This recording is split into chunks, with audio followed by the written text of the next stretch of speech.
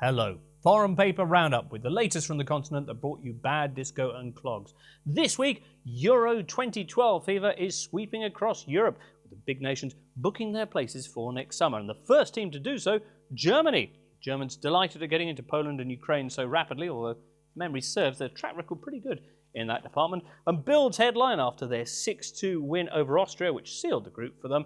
Europe praises Yogi's troops, and we believe it too. At the European Championships, the Spanish are due for a beating. Germany still smarting, of course, from defeats to Spain in the last Euro final and the World Cup semi, but Bild offering 3 reasons why this time will be different. Number 1, we have evolved. We've included the likes of Neuer, Ozil and Müller in the Mannschaft, while the poor old Spanish still stuck with ropey old Xavi, Iniesta and co.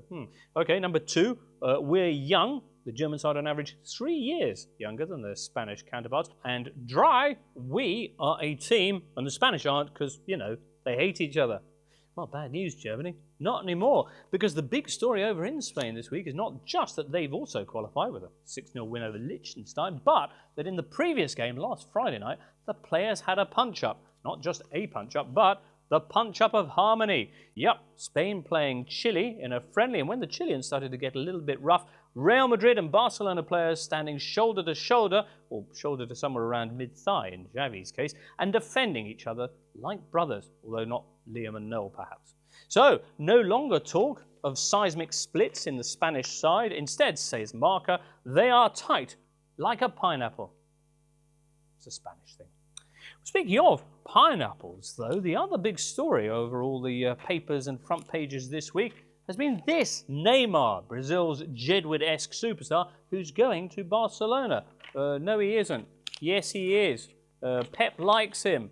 Pep doesn't like him. And here is the player himself saying, I've had it up to here with the whole thing. Sorry, up to there with the whole thing. And it's likely to continue for a fair while, given that the transfer window has only just closed. Well, with that then, let's move on to Italy, who've also booked their place at the next European Championships, thanks to a couple of 1-0 wins against Slovenia and the Faroe Islands. The most exciting bits of which were probably Mario Balotelli taking his iPad to the pre-game warm-up, so it's probably who's been in Gary Cook's emails, and Gianpaolo Pazzini's strike at the death of that Slovenia match, which sealed first place for the Azzurri. Euro Pazzu, says Gazzetta. It wasn't a sparkling performance, the paper says, but given the mess we were in a year ago in South Africa, qualifying this early and with just 1 goal conceded is a real achievement. It certainly is.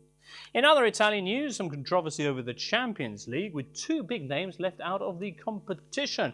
One of them, Pippo Inzaghi, second highest scorer ever in European Cups, but left out of Milan's 25-man Euro squad. Bet he took that well. The other is Inter's new star, Diego Forlan. Now, bizarrely, Inter did put him on their list, only for UEFA to inform them that their new signing was actually already cup-tied, and no, they can't now put another player in his place. Say Inter, we didn't know he'd played in his old side, Atletico Madrid's qualifiers. We were on our pre-season tour at the time. Well, as the Corriere dello Sport says, Inter, what an own goal, or another fine mess. You got me, Inter. Well, to finish off then, let's have some better Italian news. 1, the Serie A strike is now off. They'll be playing this weekend. 2, Juventus this week have unveiled their new stadium, called, until they sell the naming rights, Juventus Arena. It's built on the site of the old Stadio delle Alpi, but a lot smaller. Capacity 41,000. It's a state-of-the-art, all-seater, easy scooter access to the upper tiers, that kind of thing. And it makes Juventus the first big Italian club to have their own ground. The others, all municipally owned, and they're expecting it thus to triple their match day revenue. Well, the club this week inaugurating the ground on Thursday evening with a mega party flying in at no expense spared. Notts County. Yep, Juventus deciding to bring the League One side to Turin in gratitude for Notts County providing them back in 1903 with their iconic black and white strip. Otherwise, they'd still be playing in pink shirts and ties. Gazzetta dello Sport this week dutifully explaining to any bemused readers a little bit about the visitors. Notts County are 149 years old, they say. And you know what else is almost 149 years old? Sophia Loren? No, Italy. Yep, all the way back in 1862, when Garibaldi was still shouting Roma or death, Notts County were already kicking footballs around. Well, it's a lovely touch from Juventus to extend the invitation, and very nice of Notts County too to take time out from their busy schedule. They've got Walsall coming up on Saturday to honour it. And on that note, with the old lady in a new address, that's it for this week's paper review. Next week we'll be back with Champions League reaction. Hopefully we'll see you then.